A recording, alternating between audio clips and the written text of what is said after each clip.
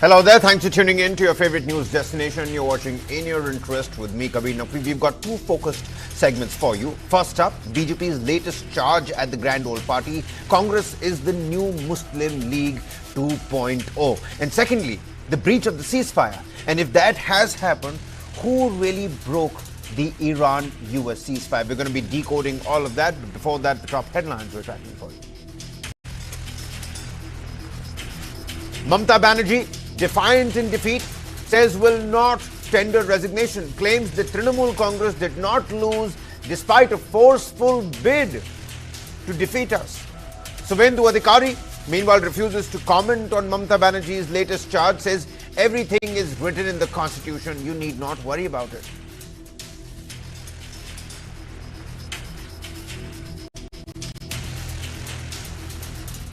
West Bengal's Chief Electoral Officer Manoj Kumar Agarwal rejects Mamata Banerjee's assault and EVM vote stolen claim, says calling Election Commission a villain is baseless.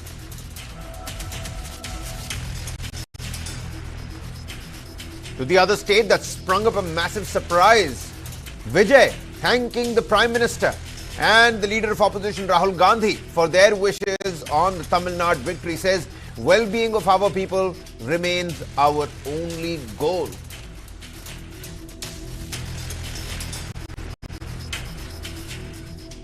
Union Home Minister Amit Shah appointed Central Observer for West Bengal, JP Nadda for Assam after Assembly election victory.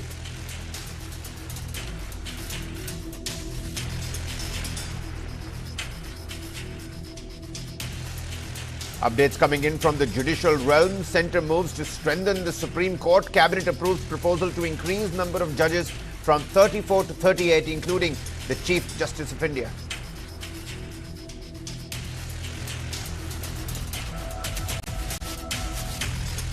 United States' Secretary of War Pete Hegseth warns of overwhelming firepower as the United States launches Project Freedom in the Strait of Hormuz, calling Iran the clear aggressor here.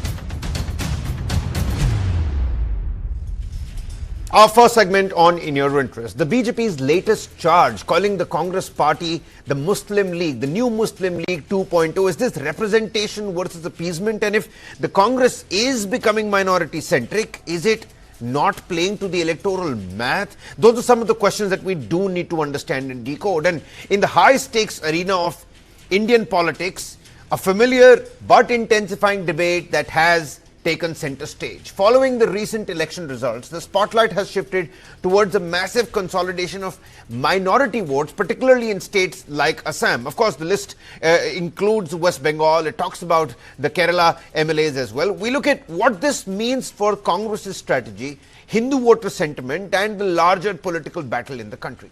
In Assam, take a look at this. The Congress won 19 seats, but a look at the names reveal a significant trend. 18 of those winners are from the Muslim community, while only one is Hindu. And this lopsided ratio has sparked this fierce debate over whether Congress is becoming a party for a specific demographic rather than a broad-based platform. The BJP has wasted no time in sharpening its attack. Its IT cell chief Amit Malviya even comparing the current Congress to the new Muslim League. According to the CSDS Lokniti data, in the 2024 Lok Sabha elections, 38% of Muslim voters supported the Congress party, up from 33% back in 2019. Around 65% backed the India bloc. And in 2021 Assam Assembly polls, as many as 81% of Muslim voters chose the Congress alliance.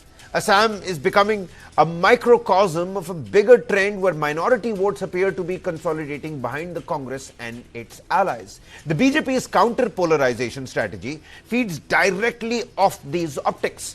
They point to historical precedents such as the overturning of the Shah Bano judgment in the 1980s as evidence of a long-term pattern where vote bank politics, quote-unquote, is prioritized over uniform legal principles. Whether it is the opposition to the Waqf Act amendments or the promise of minority scholarships, the BJP frames these as pseudo-secularism that ignores the concerns of the majority. Now, the Congress party has long maintained close ties with parties like the IUML and AIUDF. It has opposed the Citizenship Amendment Act and the NRC. Its leaders have backed minority quotas in some states and fielded a higher share of Muslim candidates in certain elections.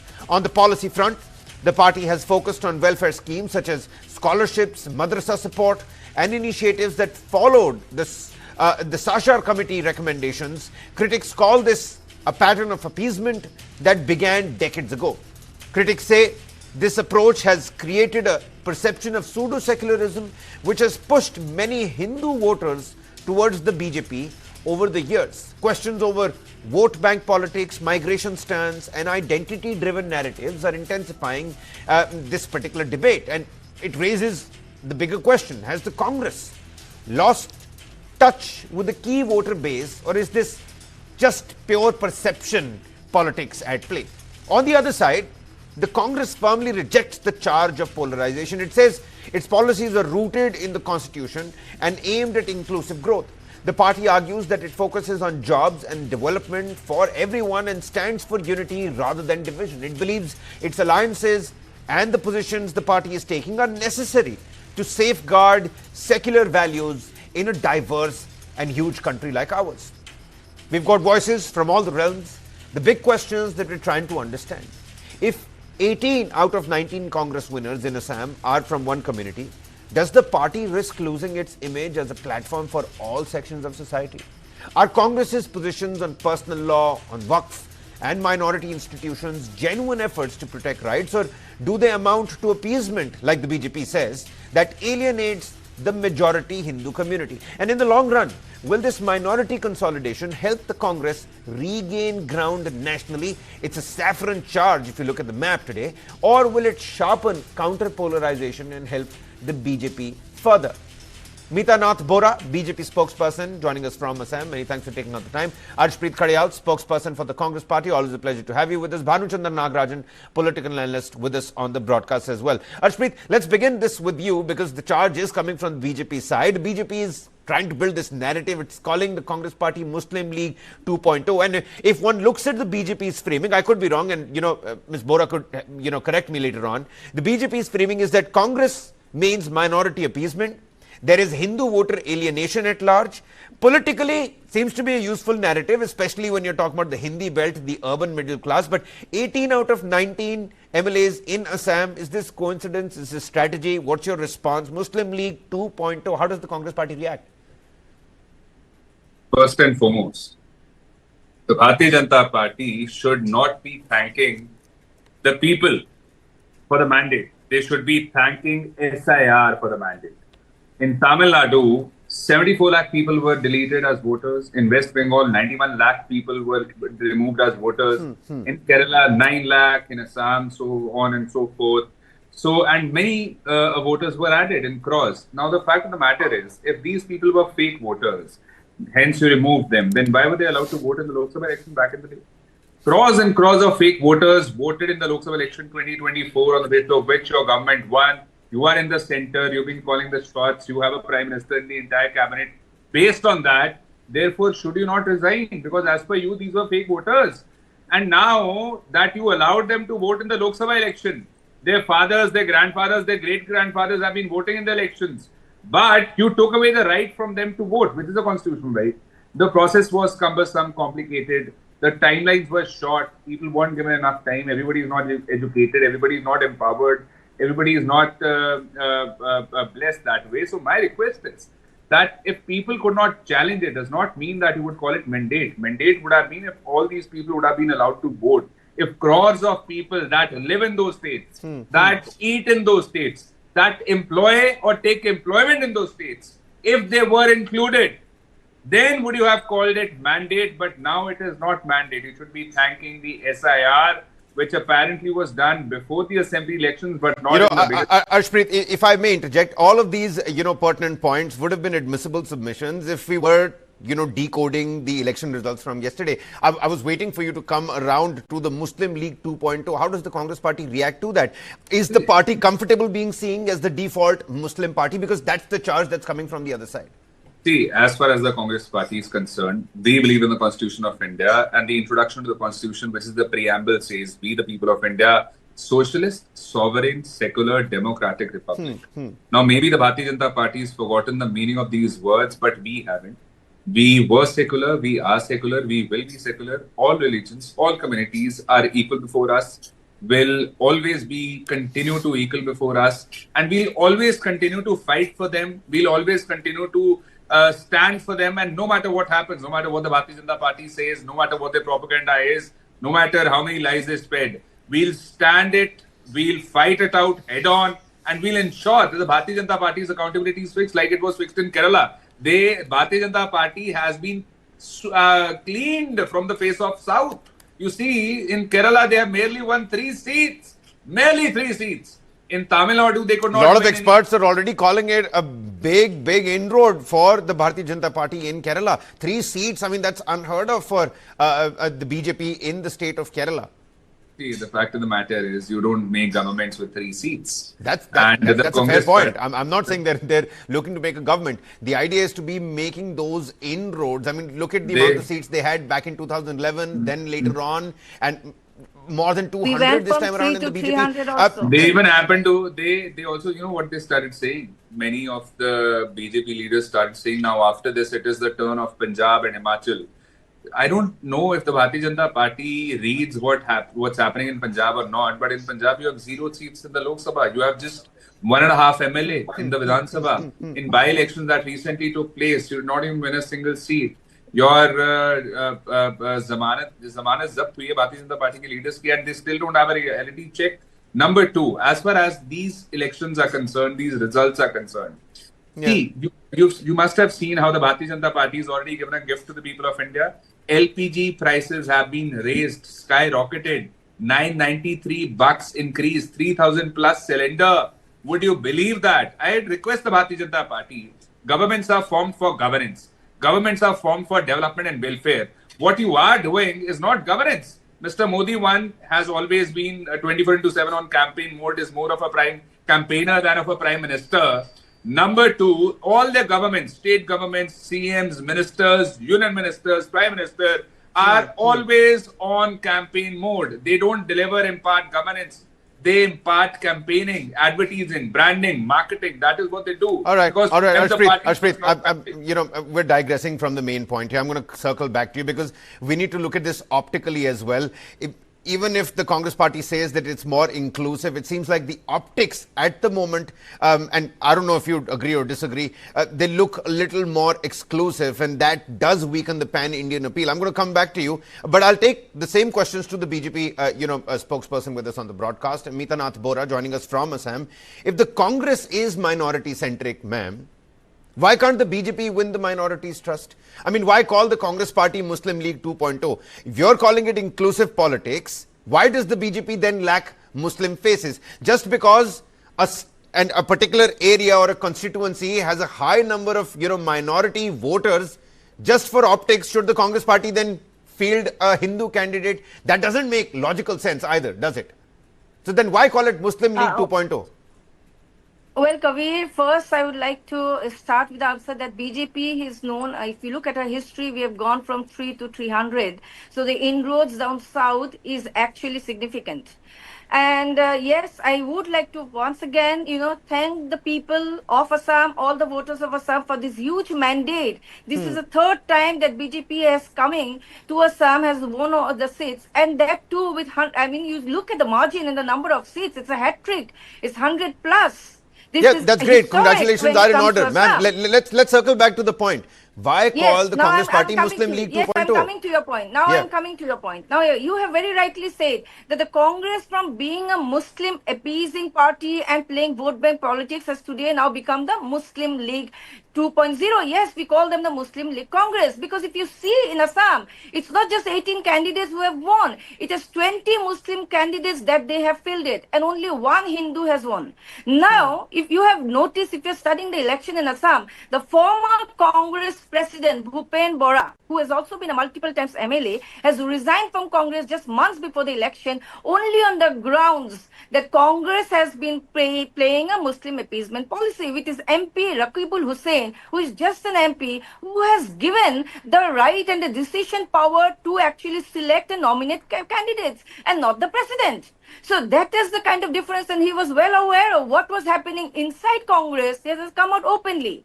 Not only that, you also must be knowing that in Assam, in the previous 3 to 4 months before the election, how his current MP and President Gaurav Gogoi has been found to have links with Pakistan. Ma'am, you're He again has not yet digressing. been You able made to 2 come with the points Congress according to proof. the. So Then you're again obviously, digressing. yes, Ma'am, see, ma'am, listen, Congress understand. is playing the Muslim Pakistan consolidation agenda is a out political here. reality. We need to understand that Muslims have been voting tactically. They don't vote emotionally. And often, more often than not, the vote goes against the BJP, and it's not necessarily for the Congress. Congress becomes the default aggregator of those anti-BJP votes, and this seems to be the coincidence. So, what I'm trying to understand, let me rephrase this. If secularism in today's time, is it a strategy or is it a stigma? Okay, let me answer this in 2 ways. Please give me my time to answer. Number one, Congress dynasty Nepo Rahul Gandhi always carries around the constitution. Now, if you Okay. look at it, the constitution is rightly, the gentleman has rightly said, it talks about secularity and equality. So I am asking, where is your secularity and equality? Because in Assam, you fielded the most number of Muslim candidates, and those who have won are Muslim. Not only that, in West Bengal, Congress has fielded more Muslim candidates than the TMC itself, 63 versus 47. And 2 of them are won, or both of them are Muslim. Similar is the case with Kerala and in Tamil Nadu. So if you are saying that BJP is anti-Muslim, what is Congress? Where are the Hindus of Kerala the Congress has Congress? Have they forgotten the Muslim Hindus, or MLAs. are The they others are in sidelining the alliance. them? The others are in the And alliance. importantly, when it comes to BJP, we are not anti. If you look at all our schemes and policies and benefits, not a single minority has been alienated. Importantly, when it comes to giving tickets, please remember that as far as BJP is concerned, we always follow certain parameters, and that is your service in BJP. The term number of years that you have been serving BJP, you have been working as a Karyakarta, you have been fulfilling all our goals, our ideology, our believing our ideology.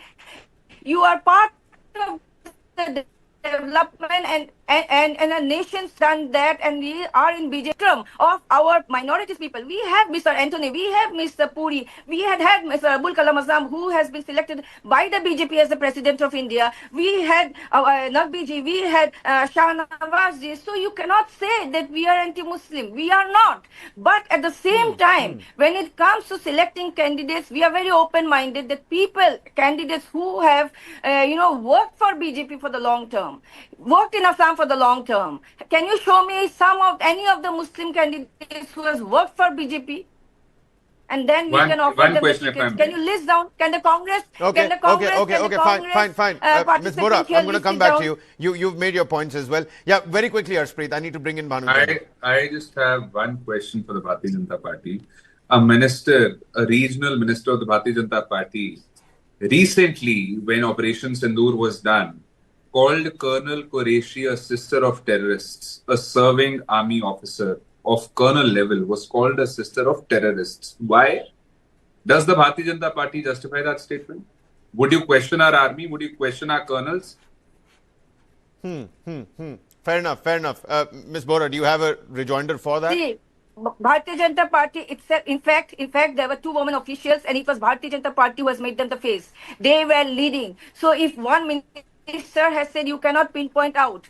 But if you look at how the Did you nation was remove that looking into minister? Operation Sindoor, if you look at how That's a how credible the point. nation No has been punitive looking at measure Operation Sindoor, against that it was particular minister. Congress. You know, It was Bhanuchandra, Congress which was the doubting political analyst Operation with us on the Sindoor. broadcast, The Bhanuchandra precision Nagarajan. strike that India has Look at made these on numbers. 18 Pakistan, out of a 19 terrorist in nation, Assam, you the Muslim faces. instead of answering One to the of question, you are digressing 79 and changing the Hindu faces goalposts that was by, able to win coming the up with victory. one And example. I don't mean to trigger any of these sides. Is this consolidation ideological? Is this purely tactical? Muslim League 2.0? I mean, it would make great sense if this was actually narrative building and consolidating, trying to No, it is a consolidate more and more reality. Hindu votes. But It is a is reality. it trying to make a mountain out of a molehill?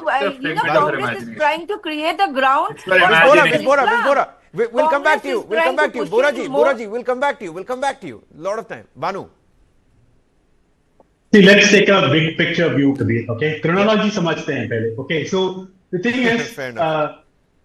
the Congress starts as a centrist party. Okay, in any state, like even in nationally, Congress starts as a centric party. It goes on like that. Then there is this attraction of a consolidated a minority vote, or Muslims that vote en bloc. Okay, so they actually are lured by that, go towards that, starts appeasing. Okay, and then as they cross that, then there is some Hindu consolidation that happens, and then there's but the Hindus are divided based on caste, right? At least politically. So a caste-based party comes in and they ally with the caste-based party and they move on politically. But what has happened? So, for example, you can take the history of India, right? In the 50s, 60s, and 70s, the Congress was pretty much a centrist party. It was the big umbrella, right? And then come the 80s, like you have the Shah Banu and so on and so forth, because they start appeasing the minority community. And then they start allying with people like SP that actually bring the Yadavs along and RJD that brings the Yadav along, and so on and so forth. So this is the big picture. But what has happened now is you have an opposition that is consolidating the Hindu votes apart from caste, right? They are creating the united spectrum of Hindu voters under the leadership of Modi, under like the Labharti schemes, under many things. So you have the consolidated Hindu votes and you have this minority appeasing Congress. And so that is where they are failing. If you look at UP, this has happened. If you see the same question that we put out for our internet poll as well. One second. Yeah. I'll just finish. Yeah. So this has not been the case in say Rajasthan and Madhya Pradesh, because you have leaders that have resisted this temptation, resisted this race to the bottom. Okay, so this is what the case is. And if you look at the BJP spokesperson was actually very clearly explained what has happened in Assam, right? And also Assam is also like the numbers we see is also because of the delimitation, right? Like you have 23 constituencies that are actually like totally minority dominated. Yeah. And like in fact there was a saying that like BJP is effectively contesting in 104 constituencies. So right? after delimitation, electoral geography, the candidates' winnability, the vote consolidation, all of that has to be taken into account. I mean, just to make a sweeping remark like only Muslims are being fielded. What kind of credibility does that argument really have?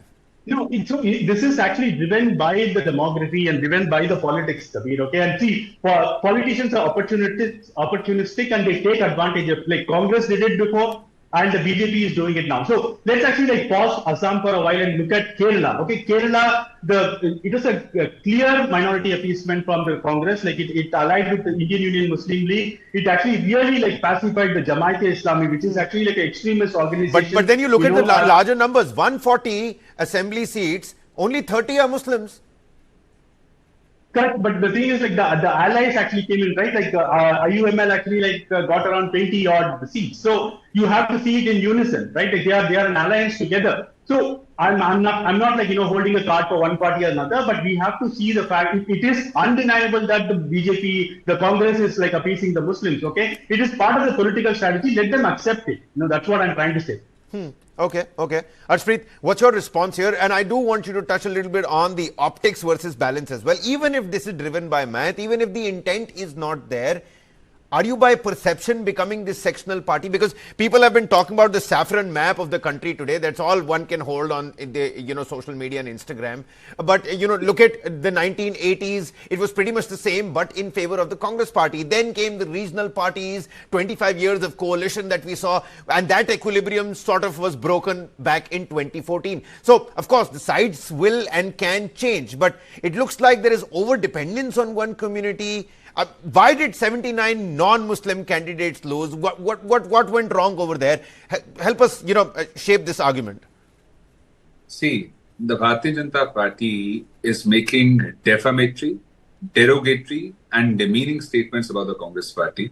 We will ensure that legally also their accountability is fixed, because the Bharatiya Janata Party is now come out to have the habit of just saying anything and everything, whatever they deem fit, just because they are in the government. Today, one of their MPs, Mr. Chadda, was also saying that we have police in 21 states, so be careful, etc. So the Bharatiya Janata Party has their modus operandi, as everybody knows that. But the point here is, our constitution says everybody is equal, Article 14, which is right to equality. Our Article 19(1)(a) says freedom of speech and expression. Our Article 21 says right to life and personal liberty.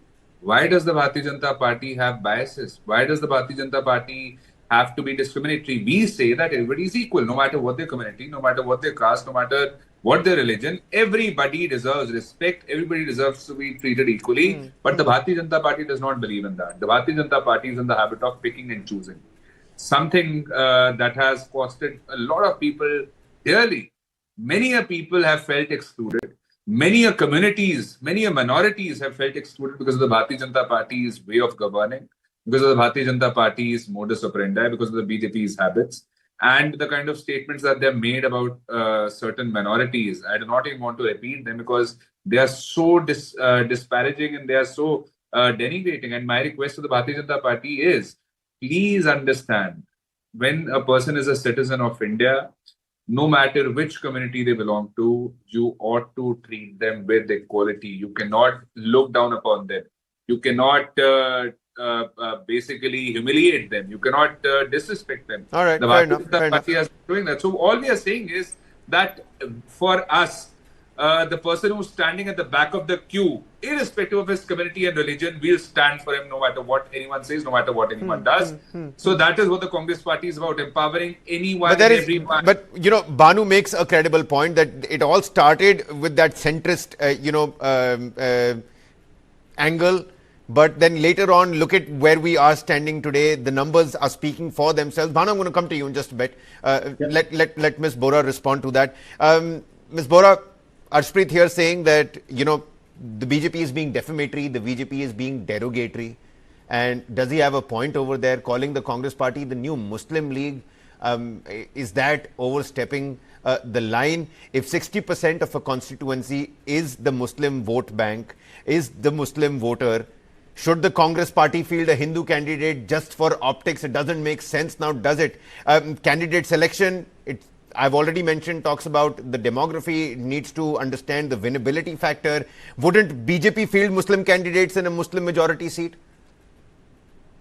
Well, Mr. Kabir, let me answer because I've been hearing. So it was, the Congress which has started this precedent of communalization and dividing people based on religion. We all know about history. We all know that the iftar used to be, it used to be organized inside in the Congress headquarters and in the parliament, and not in the president's house of the Congress, but never a Hindu religious festival used to be held there. So it is Congress who is the president and has the history of dividing people. As far as having a saffron wave is concerned, what is the harm? What is the harm? Haven't you gone through all the analysis where it's saying that it is BJP which believes in Antodaya. He has been talking, but it is BJP who has ensured that the last house of the last border receives the full benefit, unlike what Mr. Rajiv Gandhi has said, that when he actually issues 100 rupees, only 15 rupees goes to the people at the bottom. It is BJP who is ensuring that the bottom of the people receives everything, irrespective of religion, caste, community, whereas it is Congress which has always been divisive. And in fact, all this electoral victory of BJP is showing the Congress is reality. Let them accept the fact. It is not only the Hindus, but it is the Muslim population who are getting our benefits and are now voting for BJP. It has happened same in West Bengal. It has happened in Assam. You are yourself saying that the demography and geography of Assam has changed with a large number of Muslim population across 16 to 22 districts. If that is so, how has BJP got around 100 seats? 100 plus seats. Who has voted? Now earlier it was EVM, now it is about SIR. In Assam there was no SIR. Who has voted? Where has these new voters come to Assam? These are Muslims. No, of course, the Congress party in shambles in Assam. There is no two ways about it. You're absolutely right on that particular front. If you look at the voter religious division, you will find a lot of Muslims who are voting for BJP. They have now come to understand that BJP does not do communal politics. This is what Congress agenda is, because they have always done all right, we hear you. Banu, I need to slip into a commercial breather here. But, you know, before we do that, the final word to you, final 30 seconds, is identity politics now irreversible in India? And of course, the point you were trying to make.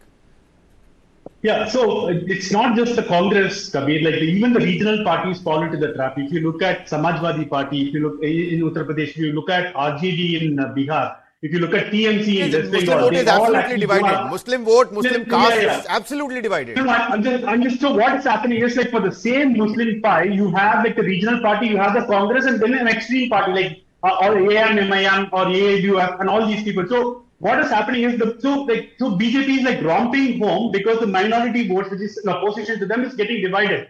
Okay, so that is the politics. The BJP is dominant. If you see the saffron map of India, the reason is everybody is pandering to one community. Okay, so it is not only the Congress, but the regional parties are also facing the same thing. So this is the nature of our politics, and we have to actually sort of look at it more carefully. The majoritarian instincts have still not kicked in, but we hope it doesn't happen. But the nature of the politics decides Congress's strategy, and they have not been very clever about it as well. Okay. All right. We're going to leave it at that. Ms. Bora, many thanks for speaking to us. Harshpreet, many thanks for speaking to us here as well. Congress spokesperson. And Banu, always a pleasure to have you with us here on News 9. You see, in Indian politics, representation is rarely accidental. It's more often than not engineered, and when that engineering begins to look like exclusion, perception ends up becoming the reality. We were trying to decode that. I don't think we've been able to do it, but we got the guests talking and moving on that particular front. A quick commercial breather here. On the other side, that ceasefire that's now been broken, attack on the UAE oil plant as well. India has called it unacceptable. What happens? Who benefits and who broke the ceasefire? Don't go anywhere.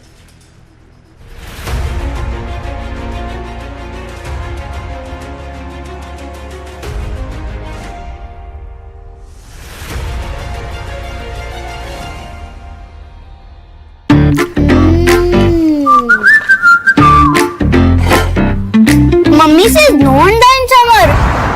क्यों? तू summer में खेलता नहीं क्या? Summer में energy नहीं लगती क्या?